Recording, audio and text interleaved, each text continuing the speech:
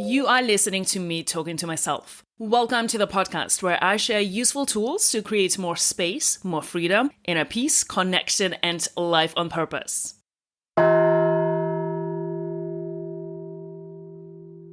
If you haven't listened to the previous episode, go back to episode 29, where I explain all the concepts that are important when planning, managing time, and your calendar. Time management is a challenge for people. It's not just something that would be nice to do. It's not just a skill that would be great to develop. It affects every single thing in our life. So many people think they are busy. They are so busy that they are at the effect of time and other people and other things in their lives. They are a victim of their circumstances. When we talk about being busy, it's almost as if it's a thing that exists outside of us, or even a thing that's just true. It's just true that we are busy, and this is just what's going on. How you identify yourself and how you identify your life, it's going to affect how you show up in it. So when you hear yourself saying, "I am really busy," or "that's just the way I am," you're going to affect your productivity and what you're able to do in the world. But I have so much to do, so I need to work extra hours and stay longer at work. It's almost like there's a badge of honor to stay late. And in reality, those people are just sloppy. They do not manage their time well enough to do all the work in the time that they have in a day. Well, if I work a lot of hours, it means I'm working hard. It means I'm putting in the time to produce more. Putting in a lot of time does not mean you're productive and actually producing more. You need to be productive enough to get your work done in the time frame you have in a day. If you can't get your work done in, let's say, 8 hours a day, it's probably because your time management is sloppy. People who are busy and are working extra hours end up being burnt out and exhausted. And the real issue is not that they have so much work to do. It's just that they are not planning their time well enough. Life isn't busy. You are not busy. You are just thinking that way about your life. And it creates so much stress and so much overwhelm. Managing your time creates an impeccable identity for yourself. If you're not quite there, it does not mean there is something wrong with you. All it means is that you haven't established the skill set yet. Showing up when you said you will and completing tasks on time is not just a reflection of your time management, but it is also a reflection of your integrity and your worth. But what about things that come up? You can plan your life in the way that things can come up and you can accommodate them and still honor your word and still deliver what you're going to deliver on time. The most important piece of this is honoring your word to yourself. And that is what the whole calendaring process is about. It's you taking the time to live your life consciously. Plan your time consciously, and most importantly, follow through on what you say you're going to do. It's way easier said than done. This is all about living a conscious and deliberate life. Paying attention to your life using the best part of your brain. So let's talk about the prefrontal cortex and why it's so important to plan. If you're planning ahead of time what you want to do on purpose, you're not just reacting to whatever is going on around you. You will learn the skill, which means you will be able to apply it to every area of your life, utilizing your prefrontal cortex, which is really your superpower as a human. To be able to plan something deliberately ahead of time, making decisions ahead of time for how you want to spend your life and how you want to show up, and then follow through on it. What is important to remember about your brain is that we have another part of the brain that is that primitive brain that wants to be reactive, that wants to just be very spontaneous and go through life and not have to think at a higher level. And then we have that prefrontal cortex, which is the part of the brain that can plan and can think about the future. This is why we do not see animals out in nature having meetings. They're not planning their lives. They're not deciding when they are going to have kids. Everything is just reactive in the animal world. As humans, we are really the only species that are able to sit and think about our future selves. We can think about our future lives. But I want to be spontaneous. I want to be able to do whatever I feel like doing in the moment. No, you actually do not. You do not want to do what you feel like doing in the moment because the way your brain is programmed is to just be reactive. And so you'll never be able to create anything in your life on purpose.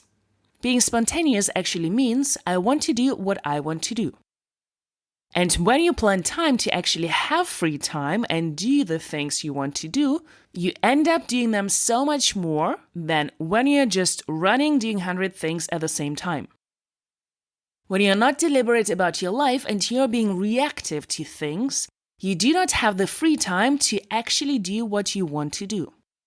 But you're also in this mindset that your life is happening to you, that it's not an option, that you have to do all the things that are coming at you, and that you are at the effect of them. How often have you looked at your life and thought, this is not the reflection of what I want my life to be. This is my life, but this is not the life I want to have. This is not the life I choose. But the truth is, this is the life you choose. It is the life you are choosing in the moment, with your primitive brain instead of choosing your life ahead of time with your prefrontal cortex. So living a deliberate life means that you really think about, do I want to do this thing on purpose? So think about your priorities. Write a list of what you want your priorities to be, 5 things. Then write down how you spent your day yesterday. Look at how you used your time yesterday. Does it reflect your priorities? Look at how you want your life to be and look at how you are spending your time. You get to spend your time. It's your time. It's your life. You get to spend it however you want. Be a deliberate creator of the life that you are living. And the way that you do that is by thinking about tomorrow today and planning tomorrow today. If you plan ahead of time to rest, to work, to play, you will not be having this feeling of, I should be doing something else. You should be doing exactly what you're doing and what is on your calendar. Anyone can start something. It does not require a lot of effort to start something. But it takes something different to finish something. And when you're not planning your time, and when you're not planning your projects, and when you're not taking the time ahead of time to see how long it might take you, and to give yourself a chance to do it, you're spending a lot of time starting and not finishing. When you build the relationship with yourself, that you honor that calendar no matter what, when you know you can trust yourself that your future self is going to finish that project, you're not having that constant energy drain of when is that going to get done. It eliminates excuses. Imagine your life if you don't need any excuses. The trust you have with yourself is the main difference between completing something and not completing something. What's the secret to success? To be able to do what you say you're going to do in a consistent way. When you are evaluating your life, it really comes down to all of those little decisions that you make about how to live it. And if you're not willing to make those decisions ahead of time, you're not going to end up with a life that is conscious and deliberate. Some useful concepts to think about when planning. First, constraint. You need to constrain your ideas, your projects, your goals. Focus on one main goal, one main project at a time. Pick one at a time and constrain your focus on that. If you start multiple projects at the same time, you will jump from one project to another whenever one starts to feel a bit uncomfortable, finding all possible reasons why the other one is not going to work out anyway. You will miss out on the process of completion, completing something, and creating those strategic byproducts. And this is what goal setting is about. Pick a project, plan on not feeling like doing it, because this is part of the process. Plan for that resistance, plan for the fear that will come with it. Pick one thing, pick one project, commit to that project.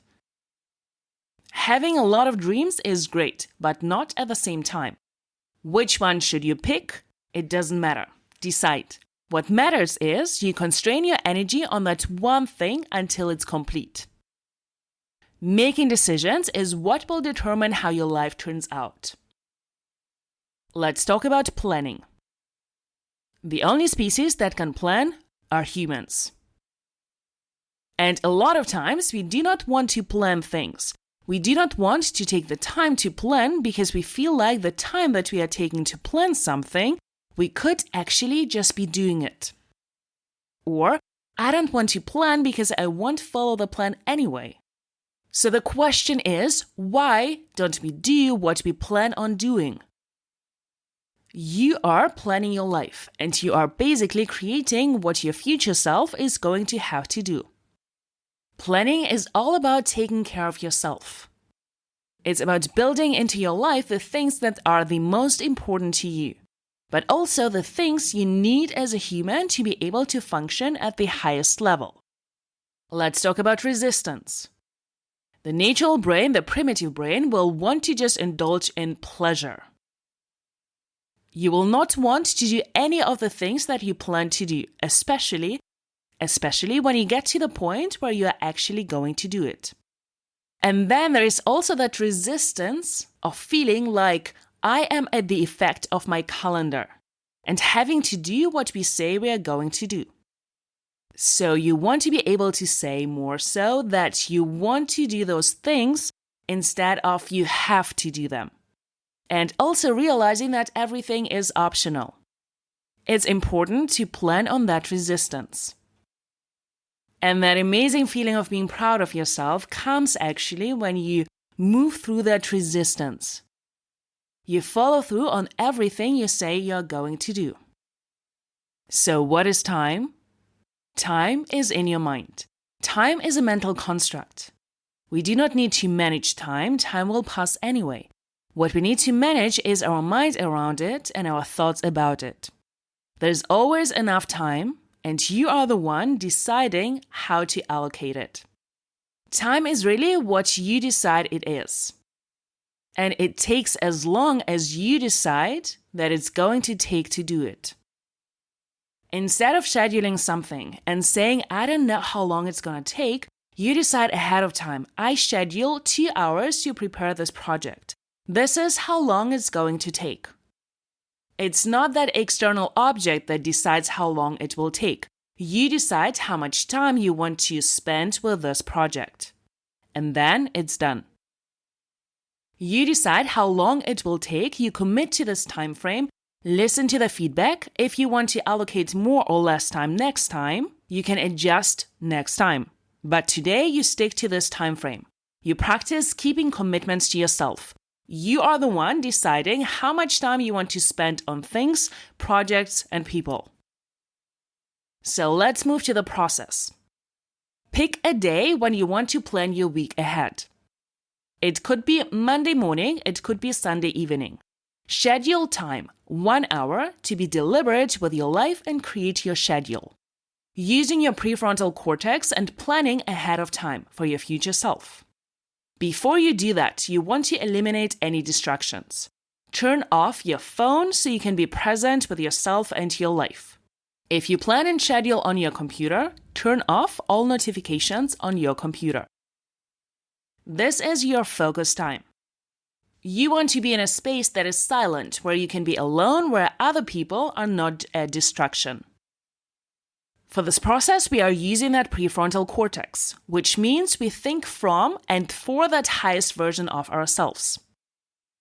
And we are not allowing that primitive brain to distract us. Within this hour, you write down all the things, all the to-dos you have for this week. Our brain is a processor. It is not designed to store information. Put it all on paper so you can look at it, so you can prioritize it. Otherwise, the brain will prioritize whatever comes up first. Primitive brain is reactive. We need to direct it on purpose. So empty your brain so you can look at it and adjust the order of priority. All the big things and projects and all the small things, all the notes you maybe have in your phone. So it's all in one place. If you have big projects on your list, you break them down into smaller steps. For example, I am preparing a retreat. What are the things and steps I need to do? Researching the venue, visiting venues, think about the program, creating the schedule, think about marketing, organizing catering, etc. Then dividing those into even smaller steps. Preparing specific classes and workshops, inviting people, etc. From that place, you schedule those things. You put them into your calendar. There is no magic calendar, whatever works for you. Could be online, it could be on paper. I prefer paper.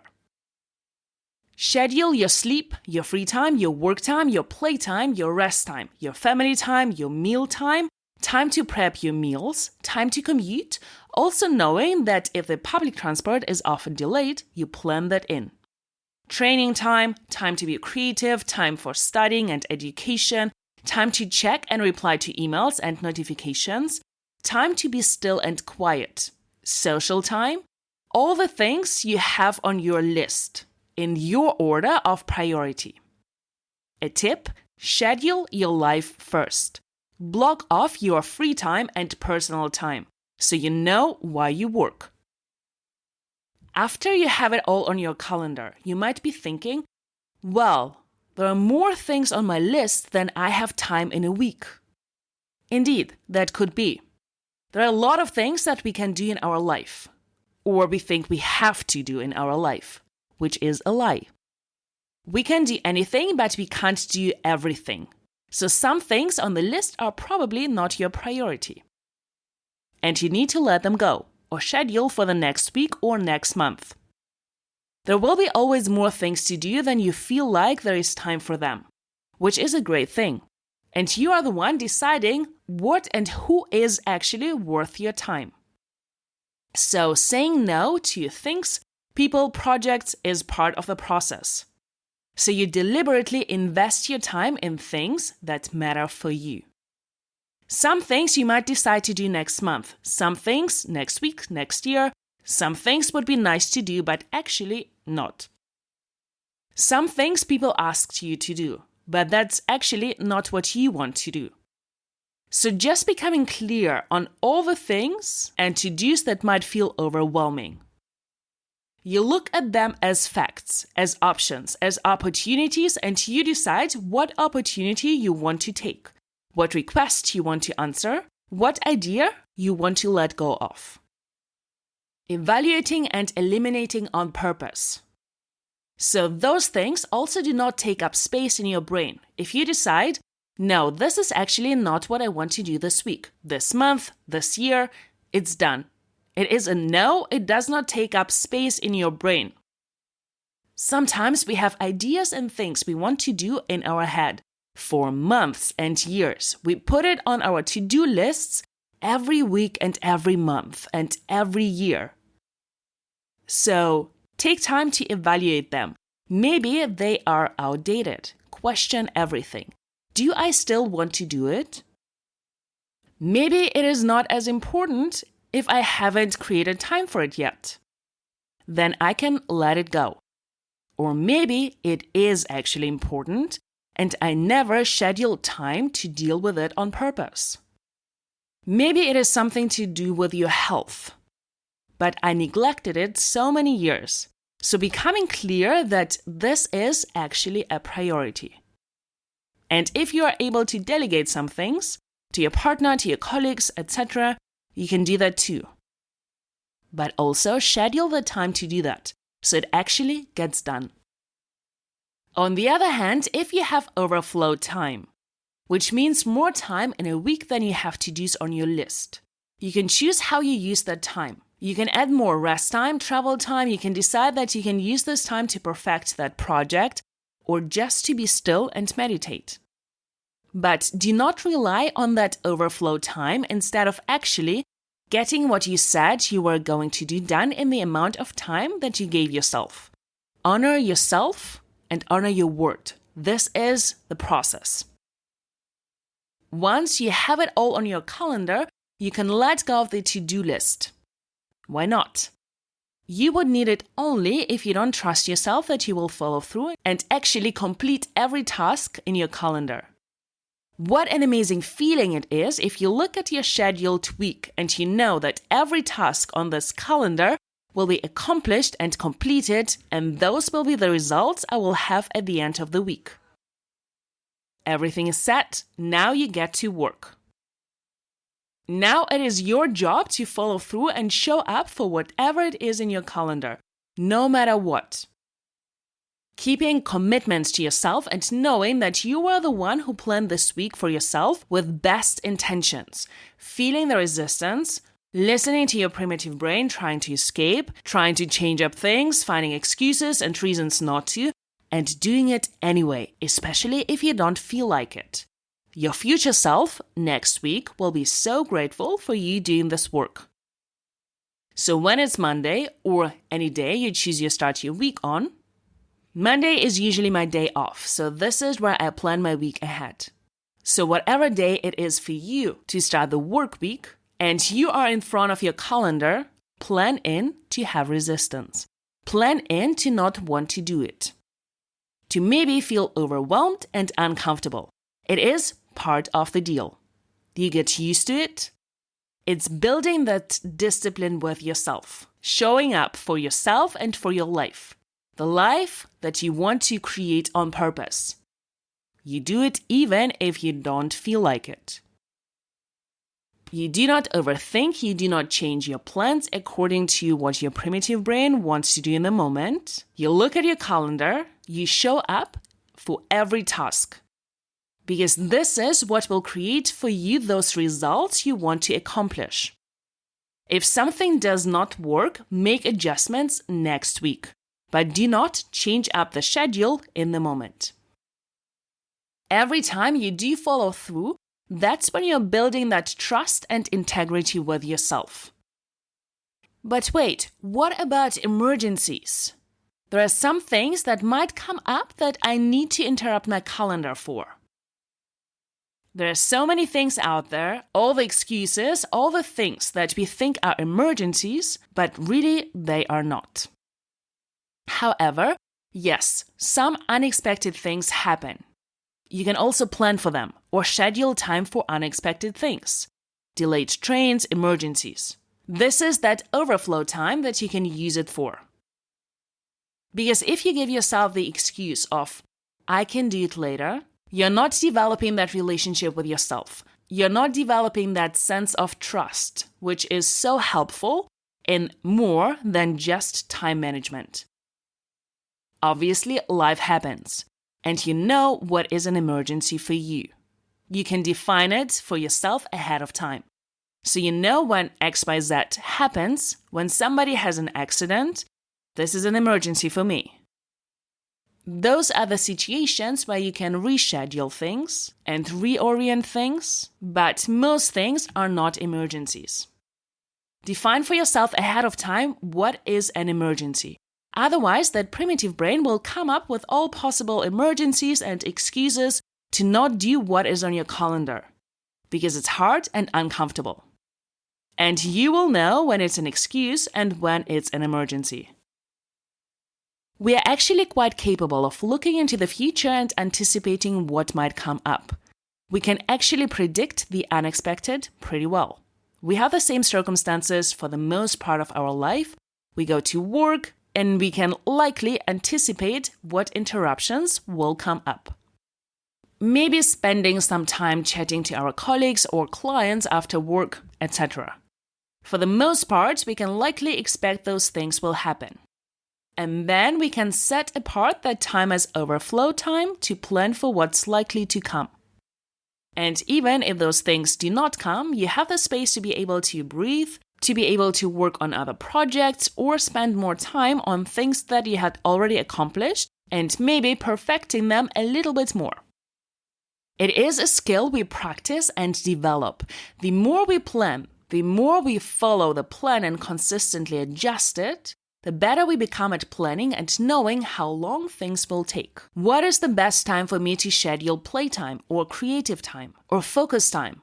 Is it morning? Is it evening? Is it after I have meditated? Do I focus better on empty stomach or after I had a meal? Do I focus better after training because my body is still and I can use my mind? What are ideal hours for me to work? What tasks at work do I schedule first according to my energy levels? All those small things will step by step create the best plan for you where you can be the most productive. There is no magic perfect plan. It is something you have the opportunity and ability to develop. We are all different. The more you try and fail and explore and listen, the more curious you are and the more willing you are to do this process, the better you become at planning. I know, for example, that I like to work back to back and then have time off for the rest of the day, so I can switch off. Some people like to have breaks, maybe naps during the day. They need to have breakfast first so they can focus, etc. It is an exploration and a very personal process. In the end of the week, you also schedule some time, maybe an hour, to reflect on the last week. What worked? What didn't work? What needs to be adjusted? What are my lessons? Do I need more rest time? Do I want more playtime, etc.? How did I show up for myself? What did I accomplish? What are my results? Celebrate your results and take those lessons into the next week. It's like a closing ritual for the week, so you feel like the week is completed. You can focus on your weekend or day off, and you can start the new week with an empty paper, so you're not processing the last week anymore. But you're ready to enter the new one refreshed and focused on new tasks and projects and results. If you plan a month ahead or a year, you use the same process. And or beginning of the month or a year. Goals and plans might be bigger, so you need to divide them into smaller steps.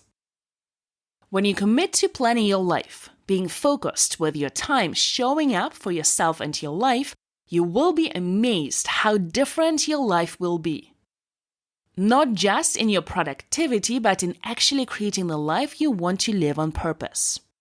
When you reclaim that power that you have to decide to do anything you want to do and to not do anything you do not want to do, you're going to be able to live the life that you want to, rather than blaming anything external and especially time. Let me know how it goes.